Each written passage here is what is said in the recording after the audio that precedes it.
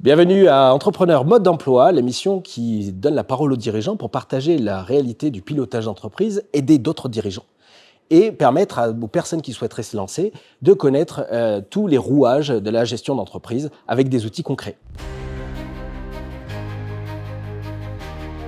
Bonjour et bienvenue à Entrepreneur Mode d'emploi. Aujourd'hui, je reçois Osman Aktépé, qui est patron d'une boîte qui fait de l'agencement, de l'aménagement plus exactement. Osman, bonjour. Bonjour Nelson.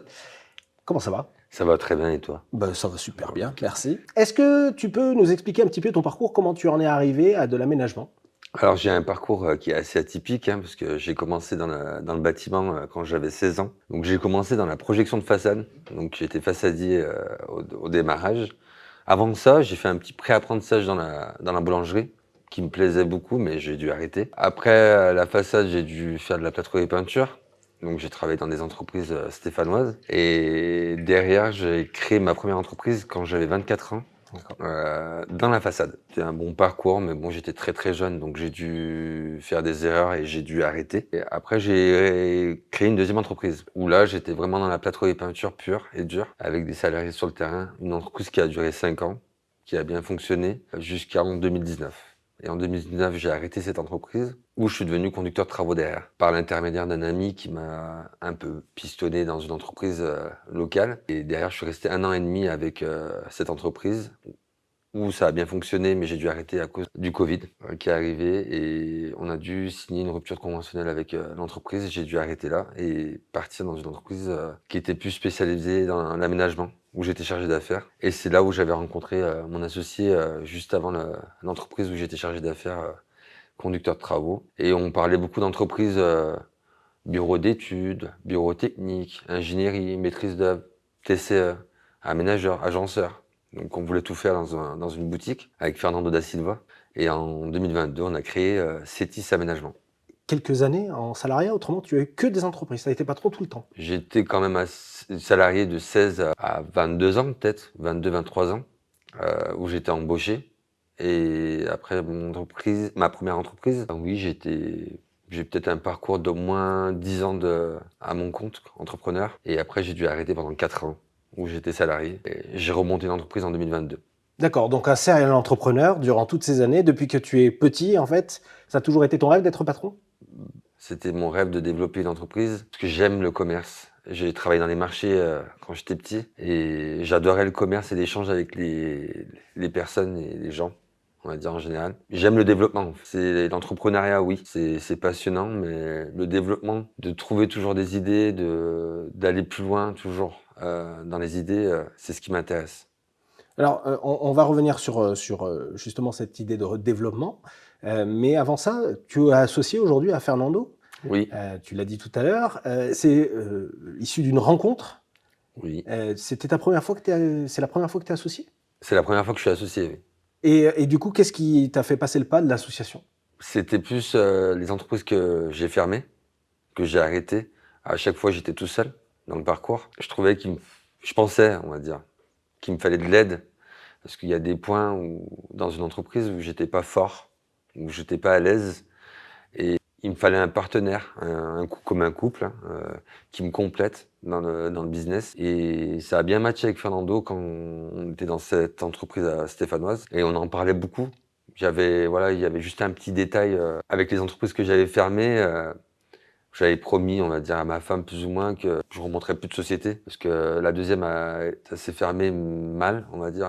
Une fin de parcours qui était chaotique. J'avais promis et voilà, donc je devais pas refaire une entreprise. Donc j'ai essayé de trouver le petit détail avec Fernando qui pouvait monter lui la société à côté. Donc j'ai dû passer le cap et dire à ma femme que en fait, je vais remonter une société.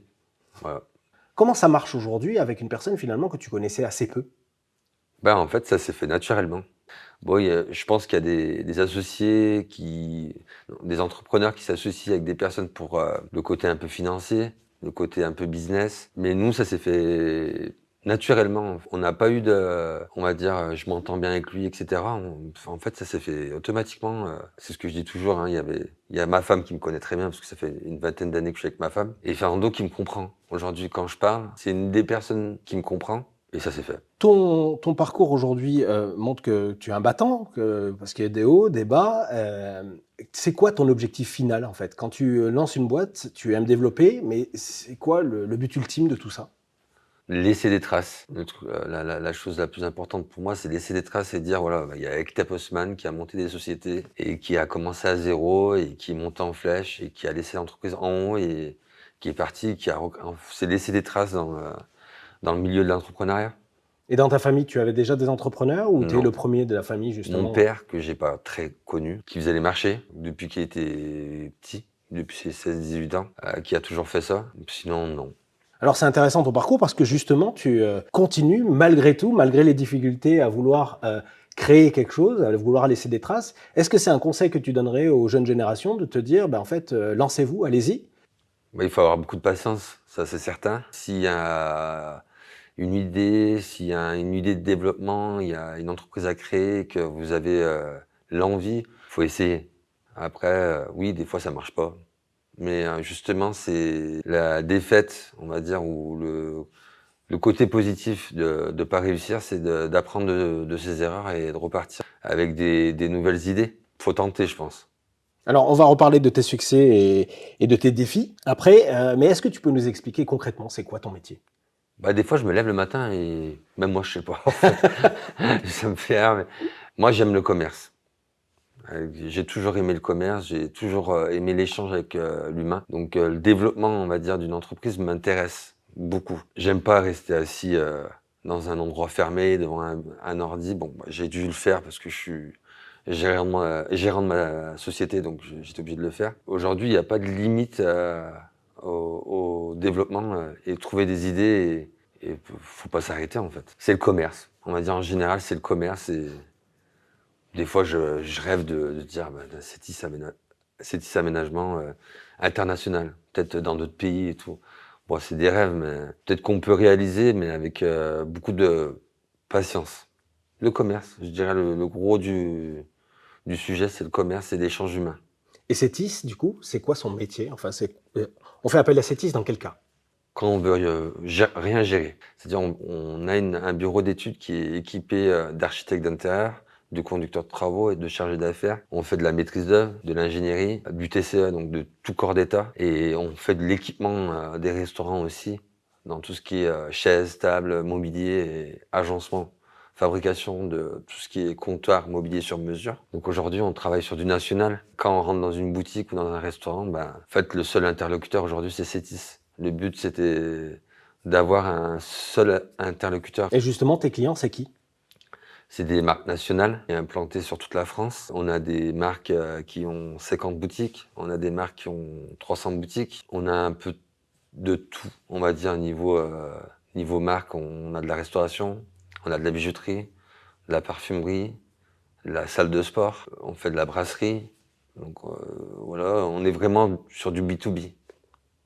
D'accord, donc c'est particulièrement des professionnels, Oui, tes clients, euh, et des gros clients, puisqu'en fait, c'est beaucoup de franchises. oui. Tu es en mesure de pouvoir habiller intégralement une pièce qui est nue de base, et en fait, tu es capable de monter sur la base d'un cahier des charges, ou toi-même de proposer un cahier des charges? Voilà, on a des marques qui ont des cahiers des charges, qui sont déjà en place depuis très longtemps. Et il y a des marques qui veulent se développer ou qui veulent revoir leur cahier des charges. Ben, nous, ça, on va le retravailler avec les archives. On va retravailler la déco parce qu'on a toujours dans les cahiers des charges, on a toujours des achats obligatoires, chaises, tables. Donc ça, nous, on les retravaille et on fait des propositions aux marques avec nos marques avec qui on a des accords. Donc aujourd'hui, tu es en mesure de pouvoir travailler avec une franchise pour habiller leur magasin, et tu vas t'occuper de la petite vis jusqu'à la déco, la vitrophanie, les pubs, les affiches, tout ça? Exactement. En fait, dans le bâtiment, il y a des termes spécifiques. Il y a le TCE, tout corps d'État. Il y a la partie maîtrise d'œuvre. Il y a la partie bureau d'études. Mais il y a aussi, on a eu le sujet à un moment où on a parlé de macrolo. Donc le macrolo, c'est sol, mur et plafond. Mais le gros sujet dans tout ça, c'était de s'équiper avec des partenaires, carreleurs, plaquistes, peintres, électriciens. Et on a créé un lien avec ces partenaires où on reste sur du win-win. On gagne, vous gagnez. Et du coup, ça avance très bien. Et notre force, c'est les équipes sur le terrain. Parce que vous êtes combien à Cetis On aujourd'hui? est une dizaine. À terme, on sera une dizaine au bureau. Après, on va dire, j'ai déjà évalué quand on est tous sur le terrain et qu'il y a beaucoup de chantiers qui sont en cours. En moyenne, on fait travailler 20 personnes sur le terrain. On arrive à dépasser les 20 des fois avec tout ce qui est agenceur, mobilier, etc. Tous des sous-traitants finalement, des partenaires, Le comme tu terrain, dis. oui. Ouais. Et tu les trouves où ces partenaires? Comment tu les trouves? On va dire que j'ai un commerce familier avec les personnes, donc j'ai un bon rapport avec ces personnes que je connais depuis que j'ai 16 ans. Donc il y en a avec qui j'ai grandi, il y en a c'est des cousins. Et puis voilà, financièrement, on a beaucoup joué le jeu avec ces partenaires. Voilà, quand ils ont des besoins, on est toujours là. On a joué le jeu à fond au départ. J'ai pas eu à chercher des partenaires. Donc du coup, c'est des partenaires locaux Oui, que tu entraînes avec toi partout en France oui. pour toutes les ouvertures. Alors tu parlais d'ouverture, c'est pour bien être précis, l'ouverture c'est quoi? L'ouverture, c'est la livraison d'un restaurant et d'une boutique et rendre les clés aux clients avec toute la boutique terminée. Ah oui, Voilà. d'accord, donc c'est l'ouverture au public. Au public, voilà. En moyenne, c'est 8 à 10 semaines de travaux. Nous. Le côté admin prend 1 mois avant. Donc on est sur des projets entre 3 et 4 mois. Et tous les projets se ressemblent? Quand on travaille avec des marques et qu'on fait du répétitif, oui. Donc il y a beaucoup de technicité aussi. Donc on est obligé de s'adapter. J'imagine que la gestion du planning est ultra cruciale dans ce genre de dossier. Oui. Et aujourd'hui, quelles sont les grosses difficultés que tu as? Parce que les partenaires avec lesquels tu dois travailler, il y en a certains qui doivent être seuls. S'ils sont malades, comment ça se passe? La difficulté, c'est de compléter les équipes. Des fois, avec des équipes qu'on connaît pas. Donc on essaie ou d'avoir des connaissances de la mise en place qui se fait assez facilement pour aller assez vite. Mais on essaie de garder le noyau d'équipe et de partir un peu sur toute la France avec le noyau d'équipe. Je vois qu'il y a quand même pas mal de sujets sur lesquels tu agis. Est-ce qu'il faut que tu connaisses tout, toi, lorsque tu vas présenter ça, que tu vas démarcher à des prospects? Est-ce que tu connais, tu as un niveau de technicité qui est ultra important, du même niveau que celui d'un électricien, ou tu fais confiance? Alors, il faut connaître son sujet, ça c'est sûr. J'utilise beaucoup mon sujet à moi parce que je suis plâtrier peintre de métier, donc je connais parfaitement la construction et la finition des projets. J'ai fait un peu de carrelage aussi dans mon parcours, donc j'arrive à savoir comment on fait du carrelage aussi. Une des raisons importantes de s'associer, c'est ça, justement. C'est d'être complémentaire. Et j'ai mon associé qui est assez calé sur la partie bureau d'études et gestion de projet, parce qu'il a été chef de projet. Donc c'est plus Fernando qui va chapeauter la mise en place des projets et des plannings. Et on demande aussi aux artisans qu'est-ce qu'ils en pensent. Des fois, on fait même des rendez-vous avec l'électricien sur site. C'est important de séparer les tâches entre associés? Vous faites pas les mêmes choses? On fait pas les mêmes choses du tout. Vraiment pas. Donc, Fernando va gérer plus la partie bureau d'études, donc les archis et la mise en place des projets. Au départ, maintenant on s'est équipé d'assistantes de direction, mais au départ Fernando était beaucoup dans l'administratif, il est toujours sur l'administratif, sur la partie compta et client. Et moi je gère plus la partie développement commerce. Donc j'ai les échanges avec les clients, je valide les budgets pour les artisans, je valide les fournisseurs avec qui on va travailler. Et après, en tant que gérant, on gère un peu l'entreprise générale aussi. Donc, mais oui, chacun a sa tâche. Et quels sont tes principaux défis, en fait, au quotidien, dans la gestion de ton entreprise? La satisfaction du client. Mmh. Le plus important, c'est ça. Après, les clients ne le savent pas, mais moi, je mets beaucoup de pression au bureau d'études et à Fernando pour sortir vite les projets et vite sortir les budgets aux clients et leur transmettre. Mon défi, c'est de satisfaire le client et de passer tout de suite à l'autre projet et le développement. Et c'est important de mettre la pression pour atteindre ton objectif? Ou est-ce que tu sais qu'il y a une autre façon de faire, mais tu privilégies celle que tu connais? Je pense que sans pression, on ne peut pas y arriver. Mmh. Moi, c'est mon idée à moi, mais je me lève toujours avec de la pression. Toute la journée, on a une pression permanente. C'est de donner une bonne direction à ses équipes dans le bureau d'études. On est dans un milieu franchisé et national. Il y a besoin d'ouverture. Donc, le bureau d'études a plus ou moins toujours une petite pression. Et comment ça se passe du coup avec tes équipes? Moi, mon lien direct avec les équipes, j'en ai quand Fernando est pas là. Mes liens, on va dire le pont, la transmission avec le BE, c'est Fernando. On s'est mis une marche de manœuvre dans le BE. Je vais voir Fernando quand le projet n'avance pas ou le client commence à se précipiter. Bah, je vais voir Fernando. Avant, je le faisais, mais je vais plus voir le BE tout de suite. Et c'est pour ça qu'on est complémentaires avec mon associé, parce que il a plus le côté explication et moi j'ai plus le côté commercial et direction. Donc on a scindé les deux, donc ça va très bien comme ça. Est-ce que ça va assez vite aujourd'hui? Jamais à mon goût.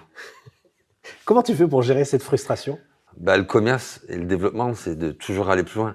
Bah, il y a des fois, vu que je dois tirer le frein à main et aller plus doucement, je m'ennuie. J'attends que ça accélère pour aller trouver de nouveaux projets où je vais chercher d'autres idées de développement. Alors aujourd'hui, on en a. Donc, quand j'ai moins de travail du développement chez Cetis parce qu'on a beaucoup de dossiers et que je dois un peu ralentir, je me concentre sur d'autres projets. Et quel type de projet par exemple? J'ai toujours en tête l'idée de créer des établissements pour Cetis pour me rapprocher de plus en plus de mes clients. Donc là, on est en train de se concentrer sur le sud. Quand j'ai du temps de dispo, je vais voir là-bas sur le secteur sud, Occitanie, PACA, voir comment ça fonctionne là-bas. Et je m'occupe avec ça quand je suis un peu ralenti chez Cetis. Vous avez pris une direction stratégique de développement clientèle qui est très orientée vers des gros groupes avec des grosses ouvertures et beaucoup de franchises. Aujourd'hui, c'est pas un problème d'être exclusivement porté sur ce type de clientèle, ou est-ce qu'il faudrait pas aussi revoir des professionnels plus confidentiels, plus locaux? Quand on a monté la société avec Fernando, mon banquier m'a dit, Haussmann, si tu veux démarrer comme ça et que derrière tu as du boulot, on fait un montage assez simple et on y va. J'avais du boulot local quand j'ai démarré l'entreprise. Mon but était toujours d'aller chercher le B2B. Et en fait, j'avais une bonne raison parce que j'avais vécu, tout le monde a vécu 2 ans de Covid.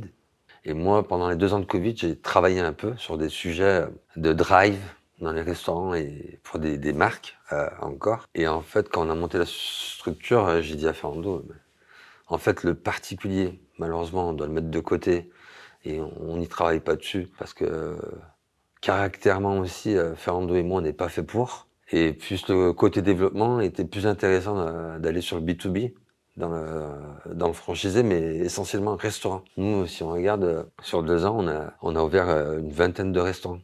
Donc, on n'était que dans du restaurant. C'est un choix stratégique qui a été payant. Aujourd'hui, les restaurants sont un peu en baisse d'ouverture où ça se développe un peu moins. Mais le mode franchisé marche très bien en France. Et des entreprises sans être franchisées, c'est pas une cible pour toi? Non, c'était pas une cible. Ça peut devenir une cible plus tard, mais là aujourd'hui non, parce qu'aujourd'hui la personne pardon, qui va ouvrir un restaurant en franchisé, il sait ce qu'il veut, il sait où il veut aller, il a déjà son point de financement qui est déjà validé. Et nous c'est une grosse facilité parce que avant de commencer le projet, le client a déjà validé son business plan. Donc nous on a le cahier des charges qu'on doit respecter. On sait qu'on a 8 semaines et niveau chiffre d'affaires, en 8 semaines, des fois, ça équivaut à plusieurs mois de travail chez un particulier. Donc oui, le choix était vite fait. Parce qu'aujourd'hui, une entreprise de 10 personnes, face à des gros mastodontes que tu évoques, la frustration, la pression, elle doit être assez énorme parce que le moindre détail qui doit bloquer, ça doit vite être un problème pour votre organisation, non?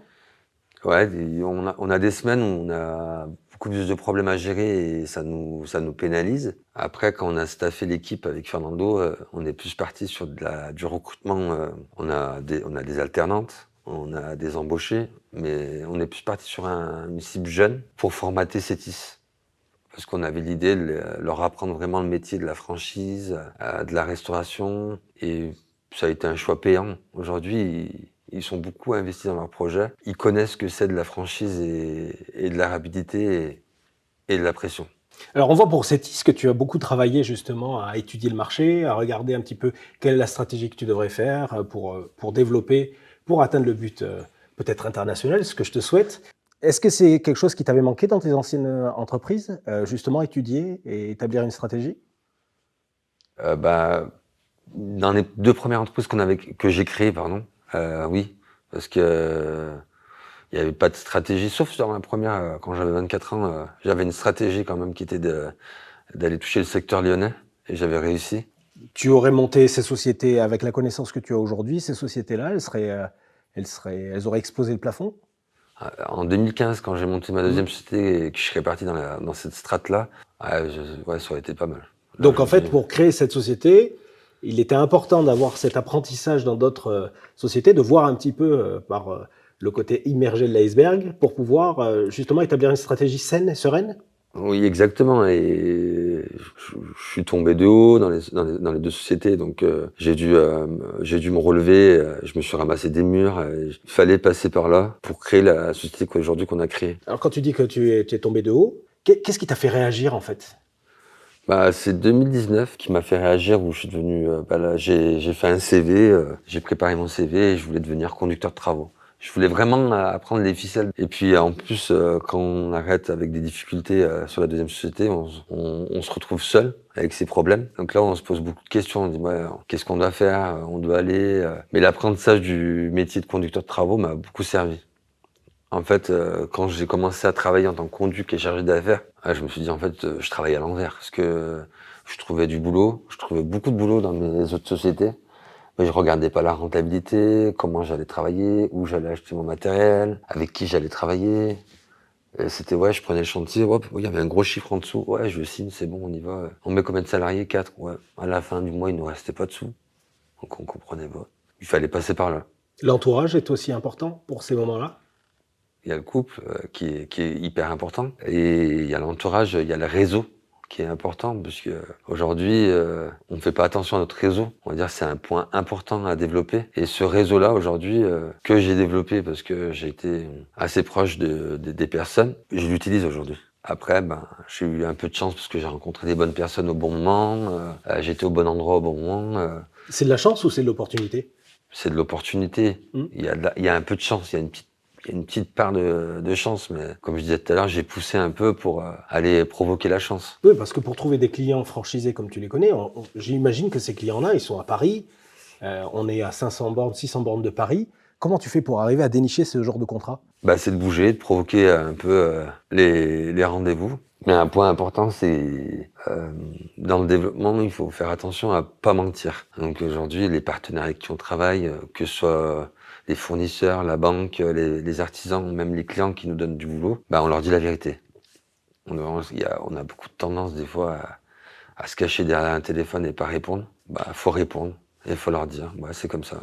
Alors pour bien comprendre, lorsque tu dis qu'il faut provoquer ce réseau-là, il faut provoquer l'opportunité, il faut avoir du réseau, comment ça se passe? Parce que tu le dis toi-même, de bouche à oreille, c'est pas suffisant. C'est quoi? C'est mettre le pied dans la porte? C'est appeler? C'est presque harceler? Ou c'est différent?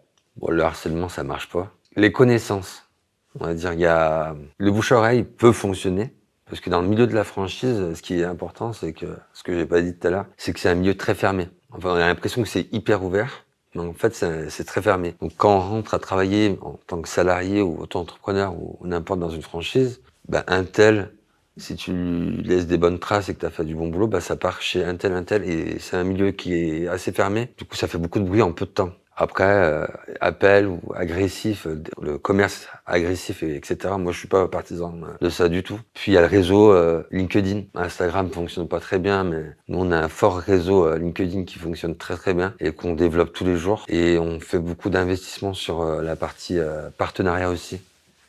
D'accord, des partenariats avec des clubs locaux? Voilà, exactement. Là aujourd'hui, on est sponsor du hand féminin en N2 à Saint-Chamond. On a fait des clubs à faire. Bon, j'y crois pas trop, mais j'ai essayé quand même de le faire. Mais je l'ai fait et ça fonctionne bien pour le réseau.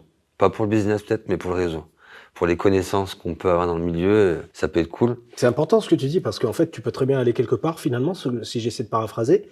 Tu vas quelque part, mais c'est pas forcément pour du business. Ça peut même ne pas t'apporter grand-chose niveau business, mais c'est important pour que cette personne qui connaît une autre personne te permette de pouvoir y accéder. On a tendance à penser que quand on va dans un club affaires, ben, tout de suite, on va faire du chiffre d'affaires et du business. Mais en fait, c'est faux parce que il faut penser à développer son réseau avant tout. Parce qu'aujourd'hui, je peux donner un exemple, on peut avoir besoin d'un contact dans une agence immobilière ou dans la mairie, etc. Ou pour des marchés ou des choses qui sont en vente, on peut passer par le réseau. Et un réseau peut ramener un autre réseau. Donc ça, moi, je l'ai beaucoup fait fonctionner. Ça a marché. Et on a investi beaucoup sur du visuel, du partenariat aussi. Là, j'ai parlé du hand, on est toujours au foot de l'ASS. On veut signer d'autres partenariats. Les clubs, les associations, on y tient beaucoup. On a fait le 4L Trophy. Mais le réseau, on va dire, ça s'entretient. Et ça marche justement, cette visibilité sur une 4L ou avec un panneau dans des associations ou dans des clubs de hand féminins? Alors, est-ce que ça marche? Je suis assez partagé là-dessus. C'est de la visibilité et c'est du réseautage. Aujourd'hui, les dossiers, des fois dans la franchise, peut prendre 1 an, 2 ans. Aujourd'hui, ça peut peut-être pas fonctionner tout de suite, la visibilité ou le réseautage. Mais dans les 1 an, il suffit d'un appel et d'un dossier qui fait que tout ton réseautage que tu as fait pendant 1 an, ça rattrape tout financièrement. C'est pour ça que le développement, des fois, c'est un peu chiant, pardon. Mais parce que c'est du travail de longue haleine. Donc des fois, on travaille longtemps sur le projet, sur le développement. Ça paye pas tout de suite. Des fois, on en rigole avec Fernando. À la semaine, on a fait plein de partenariats et tout.